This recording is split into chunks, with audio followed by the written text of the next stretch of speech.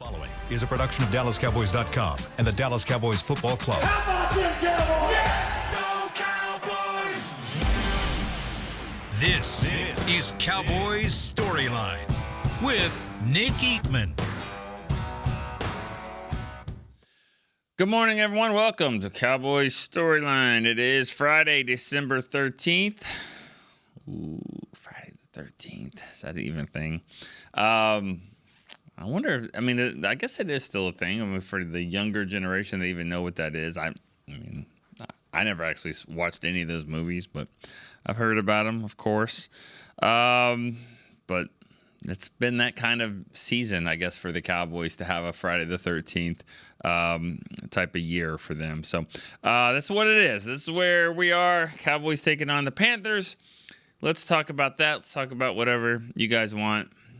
And I'm sure it'll be things that I don't want to talk about, but that's where we are in the season. You guys have fought through it, so whatever it is, I'll do my best to kind of go along with it, because I understand we're not exactly just breaking down the X's and O's of what Carolina's defense does and all that, but it's more about who's going to play, how do they look, and what does this mean. Everything is really a rollover. What does it mean for next year? That's why the Overshown injury was so devastating for a lot of fans, just because it seems like it's one of those that could carry over. It probably will carry over, but like I said on yesterday's show, my brief conversation with Overshown was, don't count me out. Tell everybody don't count me out. So I'm not counting them out.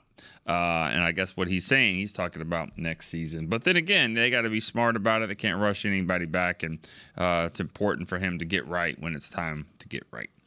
888-855-2297 is the number to call. We have a couple of callers already on the line. Let's start us off with Anthony in Miami. I'm sure he's in a bad mood. Anthony, what's up? Nick the Quick, my guy. It is rare. I'm good.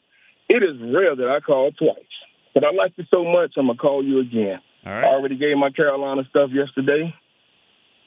Okay. Today, as the prince of positivity and always saying I love everybody's calls and there's some truth in what everybody says, I got to dispute some things and challenge them, rather. I ain't going to dispute them. I'm going to challenge some things. I heard it. 3 callers after me. Mr. Rob from Vegas, who I've agreed with, who I've called out his name a couple of times.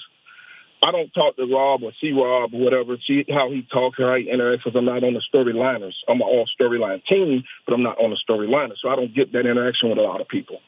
He said some things yesterday, and that's his thoughts and his opinions, and I respect those. But some of the things he said, I really don't agree with. Now, the Joneses, I've defended them before, but I don't need to defend the Joneses. They don't need my opinions, my defense, or anything. So when you say all in, we talked about that at the appropriate time. That was when it was time to really talk about it in the offseason when he said it. I agree with you. It was about players. We talked about the youth movement, what they were going to use. You've already spent money on people, so you depended on those guys, and you were already all in. That's what I thought Mr. Jones meant. Now, could be wrong. So said something about deferring money, and we're really not nothing because we don't defer. Other teams do it, la. Yeah, I saw Tom Downey and them on YouTube. I heard Jeff Kavanaugh with Jesse and them talk about how you make $100 million, and what you got to do. You got to restructure 4 people. You got to cut 2, this and that. Well, that money's going to have to come due. You got to pay the devil after a while. And I agree with you on that, because that's true. And the Cowboys have already done that, and I'll tell you how. I think when people say that, not saying Rob, or when a lot of people say, well, look at what Philly doing. Look at what Detroit. Take them out because they've never done anything, and they always get a top 5 pick or something like that, so they build their team that way. Philly, they did it, but when they won the Super Bowl, they won it with a backup quarterback. Might I add you. The Rams might be the only one you can look at saying that. But you didn't have Odell, and Sue didn't make a lot of money when you brought them in. So what has to happen, the players that you invest in got to do the job. Your coaches got to do the job and do a better job. When the Cowboys 21 and 22, and this is to back up what I'm saying, 21 and 22, let's take those years. You were good. You were great. You had 3 12-5 seasons. You went to the playoffs. San Francisco beat you by 7. So all this blowing out stuff, nobody blew the Cowboys out. They were right there. But they didn't play smart enough, the Randy Gregors and people like they didn't play smart enough, and the coaches didn't have them prepared, as Mike McCarthy said later. They wasn't prepared to play the game, which is That's kind of asinine to say something like that. Okay. Right? So okay. 22. You retire. Huh? No, I'm just saying. Let's move it. Like, tell me. I hear the point. I hear the message. Tell me what you have, a question or or comment your here. players and your coaches. Your players and your coaches really have to do that because you can invest in people. You invested in Brandon Cooks. You invested in Stephon Gilmore. These are players, this is Super Bowl winners and people like that. So you did that. So unless your players and your coaches do it, and you were good enough to do it because your record showed that, you didn't show up. So Mr. Jones already did that. He already invested. So you can't say you can spend $100 million and you're going to guarantee yourself a Super Bowl. That's all I'm saying. Let's just have a more positive approach when it comes to the Cowboys. The Joneses are going to make the decision. Okay. They're going to make the decision. So we're going to be fans or we're not, and we're going to support them or we're not. That's all I wanted to say. Right. No harm intended for anybody. All right, I just wanted to make that point. Appreciate it. Okay, thank you. You know, and there's a lot to that. I think. This is going back to the call yesterday that with Rob. He's not talking about not supporting the team and all that. I think what he was talking about more than anything was ways that you can be competitive. Don't sit here and tell us that you can't be competitive. Here's some ways to be competitive so you can create money, so you can go and do some things. And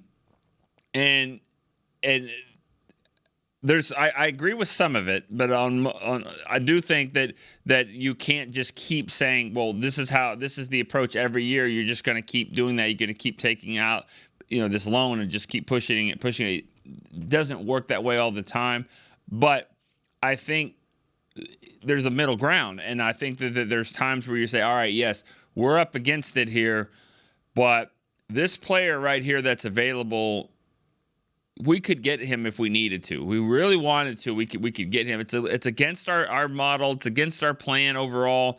But let's make an exception here, and here's how we do that. And I think that's something. I think the Cowboys can do that. They don't do it as much probably, but there's got to be some kind of middle ground. But you can't just say, well, this is how they free up all this money. There's a reason why they can't do that all the time. You do have to field a roster of 53 players. I mean, that's, or at least, that's what was told to me. Yeah, last year in free agency, we could do some things, but next year in 2025, we're going to have 45 players on our team. So, that doesn't seem, doable, especially in a season like this when they've probably played about 75. All right, Irene in Falls Church, Virginia. Irene, what's up? Hey, how are you? Good, how are you? Good. Hey, I'm not going to get into I wasn't listening enough to be able to comment. I saw some text about it. But anyway, just a quick story and then a question if people want to answer. So when I was in college, first year of college, I'm sitting at the back of my class. I have my Cowboys thermos.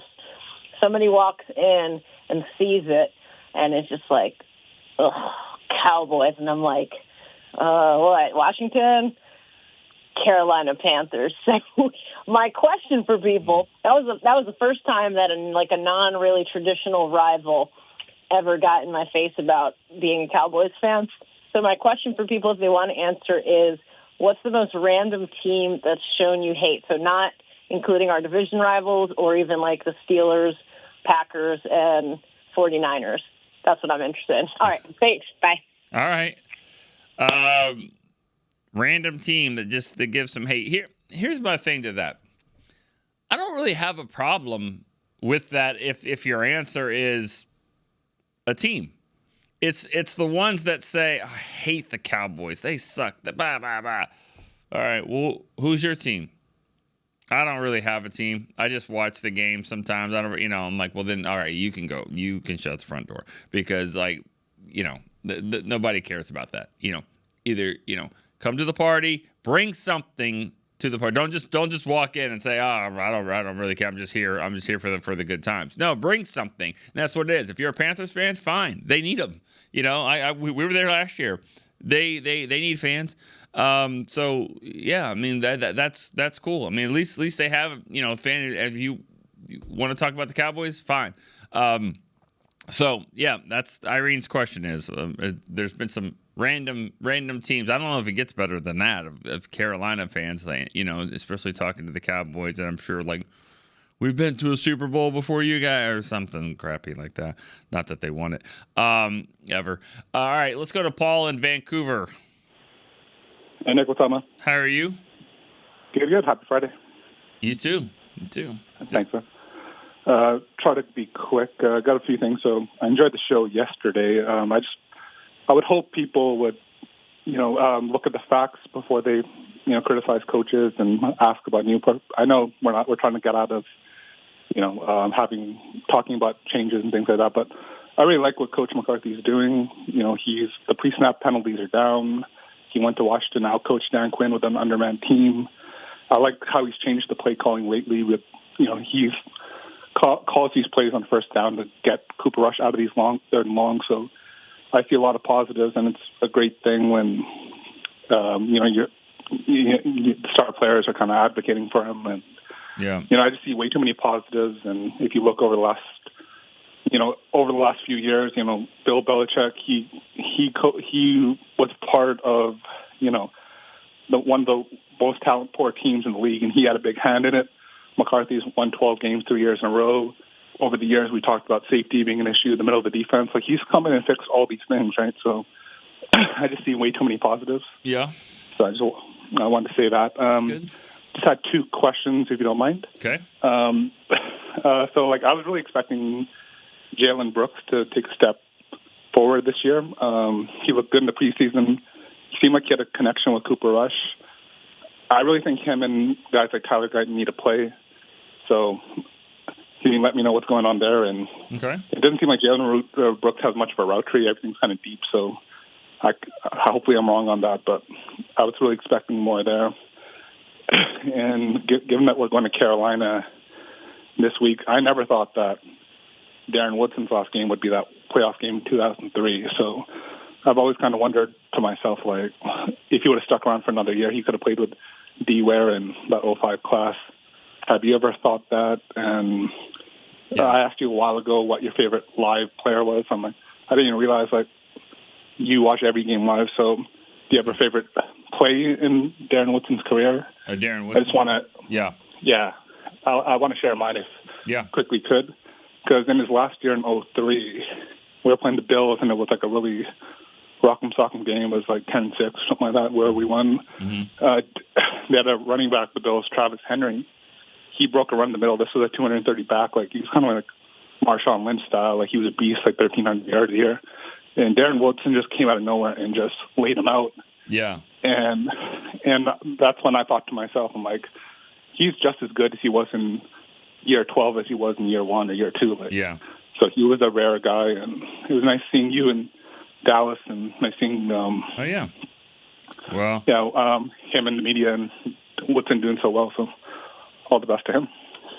Well, I appreciate it. Thank you. Thanks, Paul. I love talking about Darren Woodson, no doubt about it. And a lot of good stuff there. A lot of positive encouragement for what Mike McCarthy's doing. That not everybody does that, and there are some things that you can point at, and you did that. So, there's that's the thing about a play caller. He gets talked about that one possession in the fourth quarter when it's 5 minutes to go, and they ran it on first down for 13 or 14 yards, and then after that, pass, and had to punt. And so that's what, him as a play caller, that's what you get talked about. Throughout the game, I thought they did a pretty good job. They were prepared. They scored first drive of the first quarter, first drive of the third quarter. That hasn't happened all year. So anyways, nice call there. As for Jalen Brooks, you mentioned him. I think right now, I mean, he'll play some, but you really got to see something in Mingo, and they want to see that here in these last 4 games, just because if you're gonna get something out of a 4th round pick, he was a 2nd round pick 2 years ago. He's a 4th round. You're gonna give a 4th round pick in next year's draft. So when he gets to training camp, he needs to be far and away better than a 4th round pick would be. This would be his 3rd season. He'd have a few games with the Cowboys, and hopefully a summer with Dak and things like that. So he's going to have to be advanced, and so you want him to get as much as you can. And he plays somewhat the same position as Jalen Brooks. And then as for Darren Woodson story on the field and all that, I mean, yeah, he was, the ironic part is that he set the record for most tackles in Cowboys career, and he set it, in the middle of the game that Emmitt Smith also broke the record. So that was with Walter Payton's record. That was just Darren Woodson's career in a nutshell. That one of his best on-field moments was actually trumped by Emmitt's on-field moment, and that was the story of Darren Woodson's career. But a touchdown by the 49ers was a play I always remember for Woodson, how impressive he is. Jerry Rice caught a slant in the 1995 game over the middle. They got him matched up with a linebacker. He took it to the house for about 80 yards right off the first drive of the game. But Darren Woodson is chasing Jerry Rice, and he gets him, at the end, and basically he tackles him right at the end zone. But I just look at it from a speed standpoint. I'm like, wow, because Rice is on the move. That was his play, slant to the house, and there's Darren Woodson chasing him down. As a big, strong linebacker / safety, but he could also play slot corner, and he was just a freak of an athlete. Should be in the Hall of Fame. Hopefully he will be. Let's go to Kevin in Philly. Kevin, what's up? Hey, what's going on, man? How you doing? Hey, I'm good. I'm born and raised in Philadelphia. I've been a Dallas fan all my life. So I'm 61, just turned 61 a couple of days ago. Been a Dallas fan since 71. Well, I got 3 words for you. What's that? Risk. Here we go, man. Here we go. Wasn't as loud as I thought it would be, but that's all right. First time caller. Happy to hear from you. What's going on, man? Yes. And listen, being a fan for so long, I was listening to one of the other callers, and he was saying about, are we going to support? Are we going to be loyal? And I believe that true Cowboy fans have been and will continue to be loyal, but that doesn't mean we're not frustrated with the way the organization is being run. Sure. For me, I think Jerry Jones needs to be called to task. I don't know why people don't. Maybe they're fearful of losing jobs or whatever, but as a businessman, I don't understand how you can run a business that is not successful and still continue to do things the same way year after year. And I mean, I know I don't know how much time I have, so I'm just going to rapid fire some things, okay, and I'll hang up and let you deal with it. Okay. We all know Mike McCarthy's probably going to be fired next year. Doesn't really matter because whoever Jerry Jones hire is going to be another puppet, because the head coach job of the Dallas Cowboys comes with no authority, no power. You're just a game day coach. You don't even get to make decisions on what players actually play. We don't understand why you give up a 4th round pick for Trey Lance and you still don't use him, and this season's done. Okay. Why not use Trey Lance and see what you can get with him?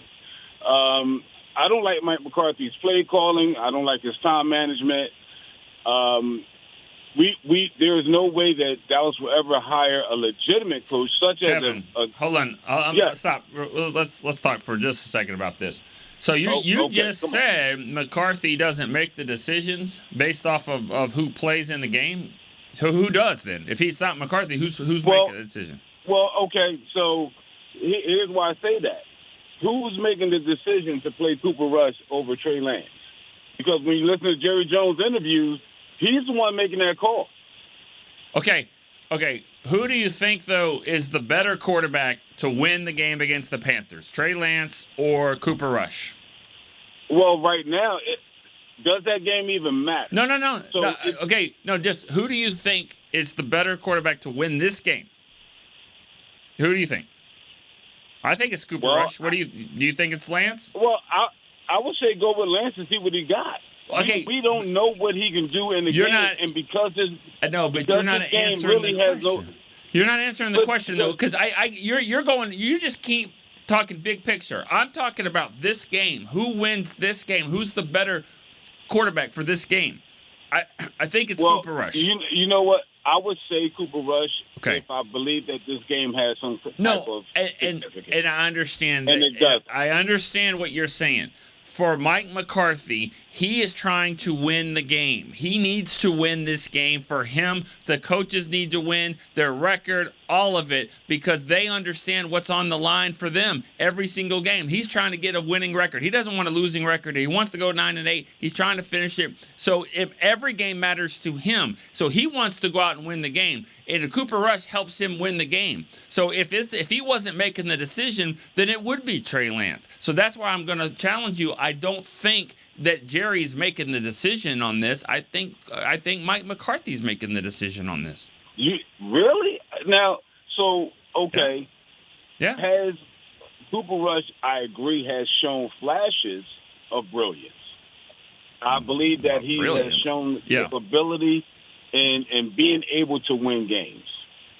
But I think that at this point, because of the way the league is going as far as it being a position of athleticism, I think Trey Lance would be your better option as being a more athletic quarterback.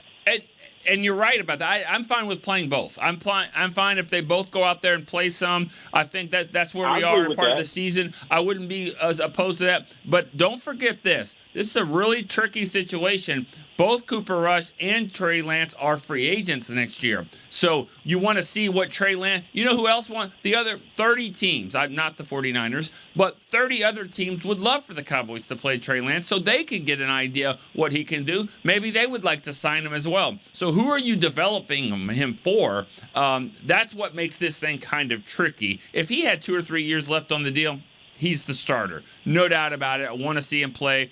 But that's what makes this thing kind of different and unique. I know you had some other points. Can we rapid fire with those a little bit? Yeah. Defensively, I was really hoping that Mike Zimmer's defense would have been a lot better. I don't know why, for whatever reason, Dallas cannot stop the run. Whatever reason that is. We've tried. Losing 5 defensive ends could be one of the reasons. That could be one. That's true. That's one. And then we talked about the all-in thing, and Jerry saying he was all-in, and we haven't been able to. We got Mozzie Smith, but you lose Dorrance Armstrong, you lose, a lot of key people, and how are you all-in if you're not replacing these people or going after other people that can really help solidify this defense? Yeah. Okay. All right. Well, hey, Kevin, appreciate the call and appreciate you being a diehard Cowboy fan in Philly. Always. Not easy. I understand that. I know it's not. I'm sure you've heard some nasty things along the way, probably this morning. And so being in Philly, but hey, kudos to you. Thanks for the call. Appreciate that. I will be calling back. I love the show. Good. I love the program, man. Keep doing what you do. I'll keep supporting the Cowboys. I know you will. PC4L. Hey, you definitely will. If you're a Cowboy fan, you said over 60 years old in Philly, you've definitely you're true and true all the way. And I don't like to sit there and just always throw out the injury situation. I know I said that just now, and I hope you guys know that's 50%, maybe a little bit more, 60, 70% of some of these issues. To say I thought Mike Zimmer's defense would be better. Yeah, I mean, I think we all thought it would be better too, but injuries happen. There's no doubt. Injuries happen. And how are you prepared for them? Yeah, that's a big thing. But when they hit the same position over and over and over, that's where it's just too much you can take. And this team already lost 2 defensive ends. They let Dorrance Armstrong go. They could not pay him. They let Dante Fowler go. I don't think anybody had a huge problem with that, but he's had a nice season in Washington. Let those 2 guys go knowing, hey, they're going to draft Marshawn Nealon. They got Tank. They got Micah. Sam Williams has got to be the year. Well, Sam gets an ACL injury. DeMarcus Lawrence gets hurt in week 4. He's not coming back this season. I don't think so at all.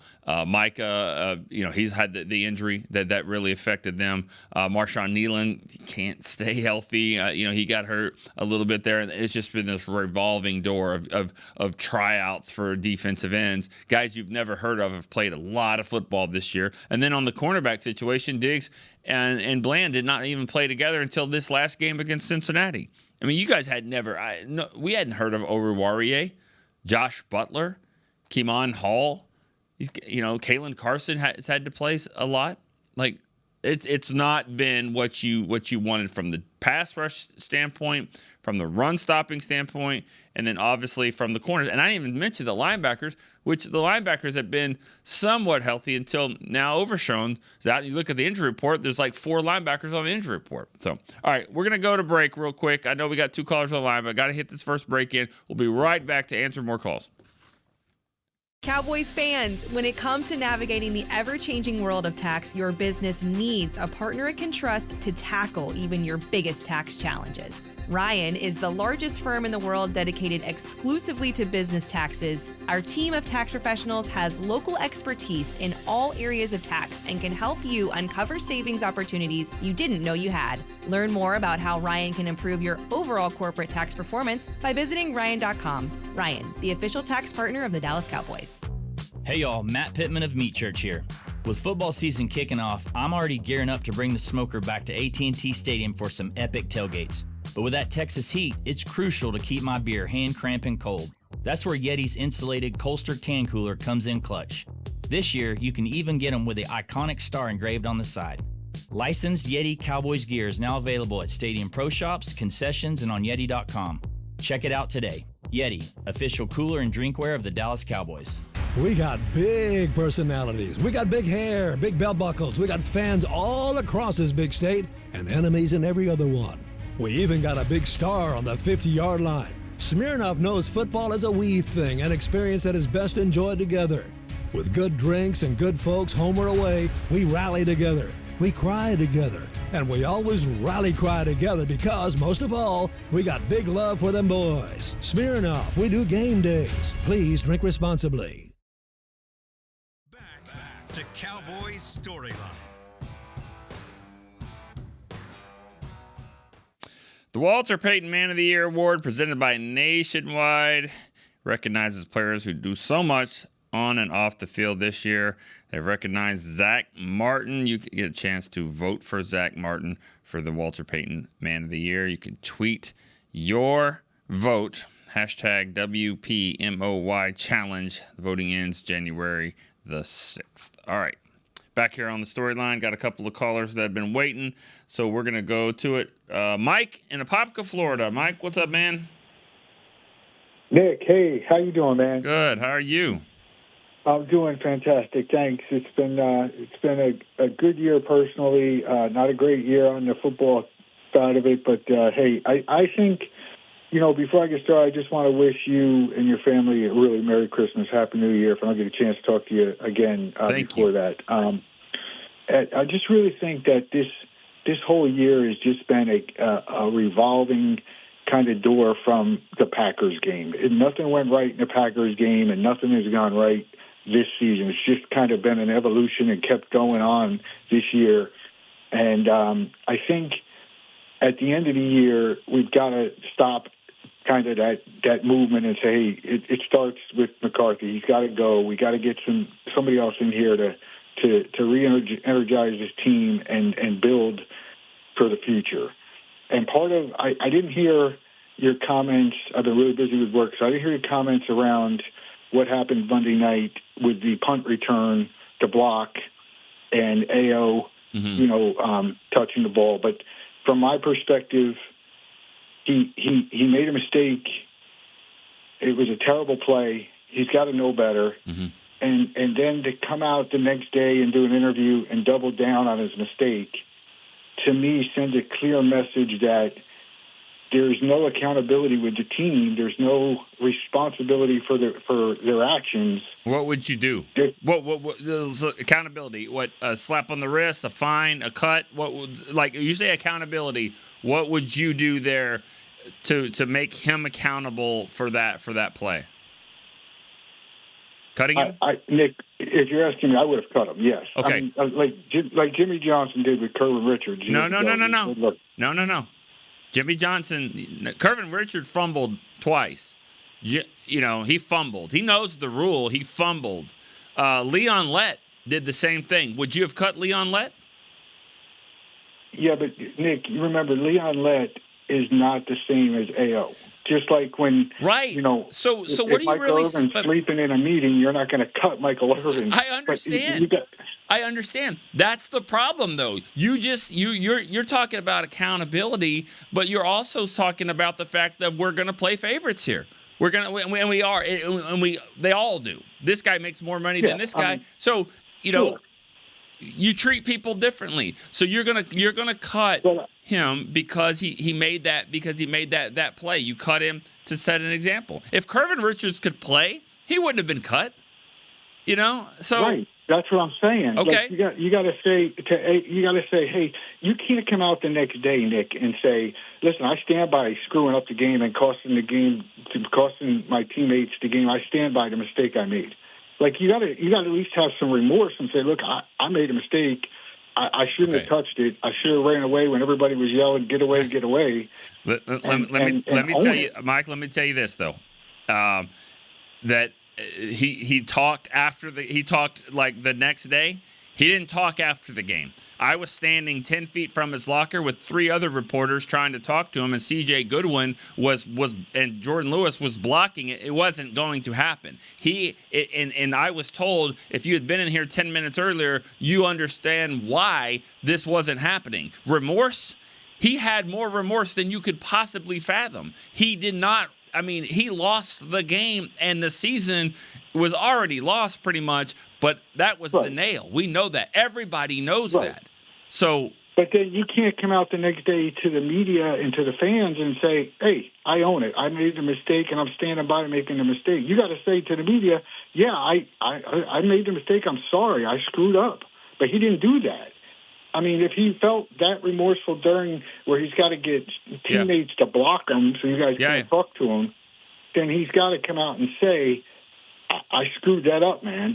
I know better. I made that mistake. Not say, listen, I just doubled down. I made a mistake. Too bad. I screwed the game up. Like, to me, you gotta own it, and McCarthy's got to hold these guys accountable. I mean, the penalties, the dumb plays, like. None of these guys, McCarthy doesn't hold any of these guys accountable for this stuff. And it gets frustrating watching because you're like, God, if you're really fighting for your job, then you got to hold these guys accountable and say, we're not going to accept this kind of performance. Hold the guys accountable that you don't think are good players. Not CD, who can't stay on side sometimes. CD is looking ahead and dropping the pass every now and again. That's why you don't pay guys like CD all that money and Dak all that money, because they're not the leaders that hold their teammates accountable when they make these mistakes. And like Irvin and Emmett and Troy, those guys held the other teammates accountable. The coach didn't even have to do it because they managed it. We don't have these leaders on this team. I don't know. We don't. Yeah, and I don't know that. I mean, I don't know those stories of them holding him accountable and how all that went down in the 90s. I'm not sure. I mean, they were great. It was a great team, great players. There was no salary cap for most of that, and they they benefited from it with great players. But as far as you have big time players that are also making mistakes as well. So. That's why that's why this thing could get tricky. You want to hold these guys accountable, but sometimes some of your best players are the ones making the mistakes as well. But I get it. It's a frustrating thing. Thanks for the call, Mike. Mike's one of the OGs, man. He's one of those callers from way back when we were doing Tuesday nights at the ranch with Mickey. All right, let's go to Dylan, Northport, Florida, if he's still around. Dylan, you still there? Hey, I'm here. My beard's a little longer now, but it's all good. A little gray. It's all right. Listen, last call, dude. I'm not cutting AO. He was a sufficient enough backup player to fill in when our guys were hurt. He made a bonehead play during a season that was already lost. So what the hell is even the point? Doesn't matter. I would have cut Zeke instead of basically suspending him a game a long time ago to make an example. If that's the way we want to go, but I'm not cutting AO. I think that's silly. Very silly. Yeah. I want to talk about Rob's call yesterday, dude. He mentioned me mentioned me by name at one point. Twice. He's got you as the capologist of the StoryLiner, so that he's got you figured. You got it figured out. He's like, we have the internet, we have Dylan. I felt like in the Avengers, like the one guy's like, yeah, we have the Hulk. I felt like that at that point. I thought, that's pretty cool, Rob. Appreciate that. But I'm not that smart. I do a little bit of research and plagiarize my work. I mean, no big deal. But he's not wrong in the fact that there's things you can do. I think restructuring CD makes a lot of sense because you can basically push his dead money out like a decade because you're going to extend him, after the 4 years again, most likely. So that doesn't matter. You can cut Steele post Q1, or you can restructure Steele. You can restructure Diggs. Neither one of them are really going to have a long-term impact if you do that as far as the money goes. But Dak is like the one that is obviously the biggest percentage point of this whole thing. It takes a large chunk of the cap. So you basically have two options with Dak Prescott. Ride it out as is, right? And he's going to average about 24% of the cap every season. Next season, he's like 32% of the cap, which is absolutely insane. For reference, a quarterback hasn't gone to the Super Bowl with more than, counting for more than 17% of the cap since 2015. The average is 8% of the cap. So, like, if you have a quarterback taking 30% of the cap, like, good luck. Yeah. God bless. Okay. The other option is to restructure him, and they did build in 4 board years into his deal. There's no money assigned to those board years as is right now, but that tells me they at least put the lever in to pull the trigger on a restructure.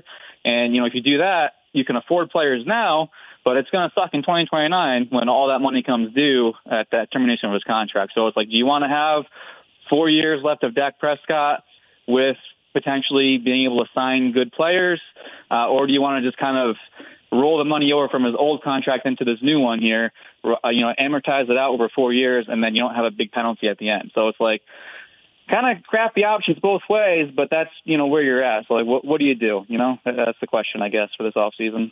Yeah, it is. And it's one of those things, too, where, like, pushing out the money for CD makes more sense. Pushing it out for Dak 3 or 4 years ago makes more sense. But when you keep pushing the money out, at some point, like, this has got to be the contract where, like, this is it for Dak. So keep pushing money with him and adding more years to him. I think you got to play it out with Dak. If you sign him, this is what you have to do. You got to hope that the cap goes up to the point where you can probably still function. But I don't know. I think you have to kind of ride it out here with Dak at this point. Yeah, I don't know how I feel, man, because we've seen them have ample cap room before, and they don't really bring in external guys. So at first I'm like, restructure Dak. You're going to have him for 4 years. Let's get, the most out of him by signing other guys. But then I'm also like, okay, we've had room before, and they don't really bring in big outside names. So is there really a point in doing that? And then it's not like you're sacrificing a single season in 2029. You're potentially losing guys in 2029 when you have that giant cap hit, because, you can't extend other guys or sign other guys that you want to sign because of Dak's dead money at that point. So that could be not just a 2029 problem, but a 2029 and beyond problem if you lose certain players because of Dak's dead money at that point. So I don't really know. I'm not kind of riding the fence on that one if you restructure or not. Like I said, they have the levers built in. I think they're probably going to because you can't – I just don't think you can have a guy taking up 32% of the cap and be okay. But, I mean, I don't really know for sure, so I guess we'll see. Yeah, well, obviously we will see, and you have anything else, Dylan? Or we're gonna keep it moving. No, man, that's it. That's it. I know you're busy. Well, I appreciate that. I know you guys talk about the stuff on the StoryLiners, spaces on Twitter, and that's where a lot of this came from, and yes, I mean, like I've said a couple times, like you can get money, and you can figure out ways to save some here and there. You can cut players and trade some, and you can create space. But you also got to remember when you're doing some of these moves, you also have to you have to fill that spot, and I think there's also a notion too that, like, fans don't really consider you re-signing your players as doing something other than obviously Dak, because it makes so much sense there. I mean, because it's so big on the salary cap. But, like, re-signing your own players and things like that. Like, I don't think fans look at that like, hey, we're doing something. Like last year, remember last training camp where it was like, It was Steele, and then it was Hooker, and it was Diggs to start with. And, you're signing these guys. I mean, the Cowboys look at their own roster and look at all these free agents and look at these guys and go, hey, we got to get this guy done. So, I don't think they always look at saying we need $70, $80, $90 million so we can go out and get all these other players. Now, every once in a while, I think it would be nice. I do think players need fresh starts. I think that a change of scenery, and I do think you can get some free agents every now and again that can come in and help. I would like to see the Cowboys do that more than they do, but I understand it. But at the same time, it's been a long time of this, and we haven't seen the ultimate payoff like that. So, all right, let's go to break here one more time on Cowboys Storyline. I'll be back right after this. Discover Aiden, the official luggage partner of the Dallas Cowboys and Dallas Cowboys cheerleaders. Known for top-tier engineering and craftsmanship, Aiden offers more than just bags. Originating from Australia and designed in New York, it merges fashion, design, and culture. Used by Dallas Cowboys players, staff, and the entire organization, Aiden provides style and functionality for all travelers. Visit AidenTheBrand.com and use code AidenXCowboys for 25% off your purchase. Travel like your favorite stars with Aiden. Altec Lansing has been perfecting sound since 1927, bringing you decades of audio excellence to elevate your Dallas Cowboys tailgate ritual. Equip your next pregame with the Sound Rover 180 with 6 hours of playtime, built-in microphone, multicolor light modes, and a rugged exterior that's built to last. Visit AltecLansing.com/Cowboys15 for 15% off your Sound Rover 180. That's AltecLansing.com/Cowboys15 for 15% off. Altec Lansing, official audio partner of the Dallas Cowboys.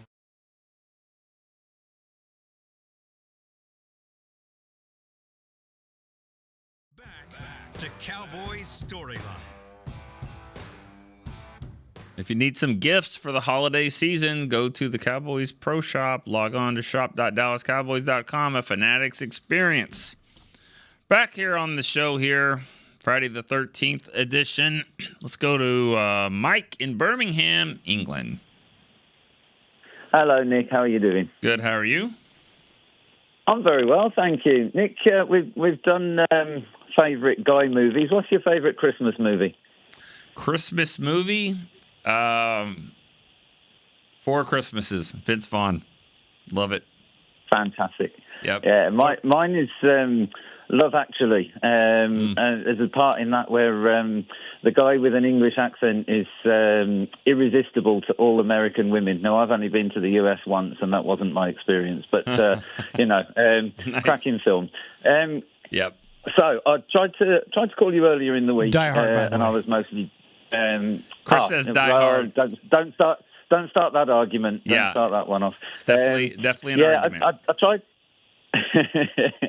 Is it a Christmas movie? I tried to call you earlier in the week, and I was mostly going to talk about Demo, but I think people have covered that very well. But just to add my thoughts, and what a fantastic human being! If anyone can fight this off, it's him. So great story you told. So all the best to him. We'll be thinking of him. So Rob versus Nick. This was a lot of fun yesterday. I get it. I get the frustration. I'm kind of Team Nick on this one. I feel like with Stephen Jones, he said what he said. I think there might be an element of expectation management in that. I don't think it's that we're going to do nothing. And I think you mentioned middle ground earlier. I think that's where we'll end up. But the thing with what Rob is saying is, he's come on yesterday and said he's lying, we can do this, we can get the 100 million and so forth. Well, we can, but at what cost? And, there's on over the cap, there's a calculator tool. So I would say to Rob, go on, and I love Rob. I'm not dissing Rob at all. Rob's absolutely fantastic. He's great entertainment. But Go on over the cap. Make your plan, including we've got something like 30 free agents. We've got no backup quarterbacks as it stands next year. We've got all that to do. Come back. What is your plan? And what is the cost of it in 2028, 2029? And do you accept that? Because in 2025, you're not accepting that. So at some point, you've got to pay. So, but it's a great conversation, and I really, really enjoyed that. I mean, part of it is, $14 million for cutting Terence Steele. Now, maybe they'll do that, maybe they won't. But the Joneses' mantra is, we like our guys, so I suspect they won't do that. Right. And if they do, you've got to get someone else in there. So there's a lot of work to do one way and another this summer. And like you said, I think middle ground is the way. Let's get some guys, but it's not going to be game changers in the off season, I don't think. Right. I'll leave you with that, so you can get another caller or two on. Thanks, Mike. Appreciate that. And you make some good points there. It's not always.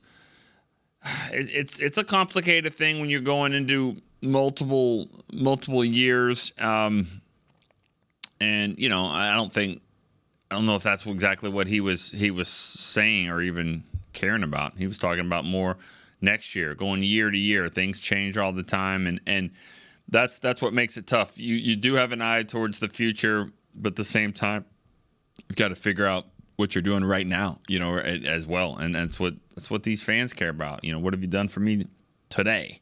So, all right, let's go to Robbie in Cocoa Beach, Florida. What's up, Robbie? Oh man, Nick, I missed the day yesterday. What's going on with me?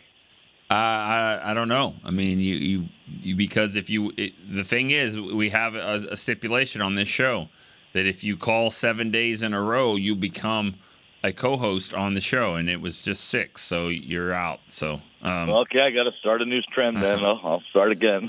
That's a joke, actually. That's a joke for the callers. So the other callers that 7 in a row. You said on that one Friday the 13th. Yeah. No, you guys are all already co-hosts. That's what it is. Because we're talking and we're hanging out with you. Right. When people say you do a show by yourself, I was like, no, I don't. No, you guys call, yourself, and if you don't, Chris starts talking. So it's all good. And we love to hear Chris talk. Yep. He's still the hardest working man at the Cowboys, besides the players and the coaches. We know the coaches put in hours. Yeah, I thought for sure we'd hear a ding. Yeah, I knew that was coming. Good one. Yeah. All right, man. What else? What do you got? Hey, man, what's going on? What are we going to do this weekend? Like hang out? Like what do you mean? Like in the game? No, in the game. Thought you were coming to Carolina. I was like, I don't know. No, I'm not coming to Carolina. What are we going to do? I think it's going to be a game where Carolina gets out to an early lead, and then the Cowboys got to figure out if they want to rally and they want to punch back, because I think they're going to get a punch right in the face early on in this game. I think Carolina's playing well to their standards. Mm-hmm. Let's be real clear about that. To their own standards of 3-9, I think that they're playing well. I think Bryce Young, to his standards, is playing well, better. Yeah, he's up and coming for sure. Yeah. And he should be. He's the number 1 pick in the draft, But hey, listen, we've talked about that with trading Micah. We don't know what the number 1 draft always is. Yeah. How many of us have been the first pick? Yeah. Well, I can name 5, 6 off the top of my head, probably. Well, you're not getting the number 1 pick too just by trading him. You know what I mean? No, I know. I agree. Yeah. I would not trade Micah. You know where I'm at. I'm on Team Nick, man. Yeah. Well, I think it's also Team Jerry. I mean, Team Jerry. I don't think Team Cowboys. I don't think they want to trade Micah at all. There's some people in the organization that have talked about it and what it would mean and what you could do that. But I don't think so. I don't think he's been a real like problem. The Herschel Walker trade, though. I mean, you're not going to get 8 players, 3 first-round picks. That's never going to happen again. I don't think.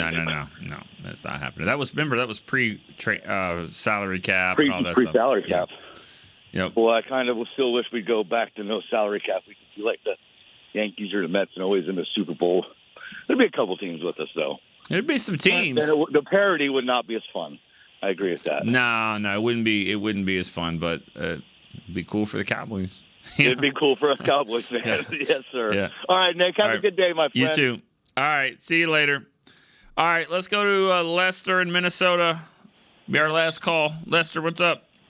Hey, how you doing out there? I'm loving my young offensive lineman, especially Hoffman. I noticed that Rico, a lot of times when he runs, I don't have the all 22 or whatever that is, but I just watch it a little as close as I can. Most of the time he runs right behind Hoffman. Hoffman goes up to the second level and gets the next linebacker or safety or whatever. I'm loving that. My favorite Christmas movie is It's a Wonderful Life, George Bailey. We're doing this next week. We're going to go Christmas movies. We'll do it next week for sure. But you know what? That's good. You call in, get us going. It's a Wonderful Life. That's yours. We'll take a poll next week. I'm gonna do it all next week.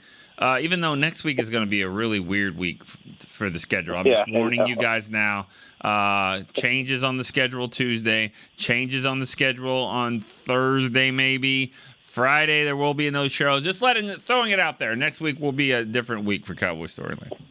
Yeah, okay. I like it. And I think as far as Rob from Vegas, what he was saying, I think he did say it. He just wants to win an NFC championship and or a Super Bowl. So he's saying, let's just do it. I mean, all the other little things, I guess, I don't know if he thought about that or whatever, but I think his main point was let's just get there. and let's go all in and get there. And I know you got to be responsible and everything, but he's saying, I mean, he even said it.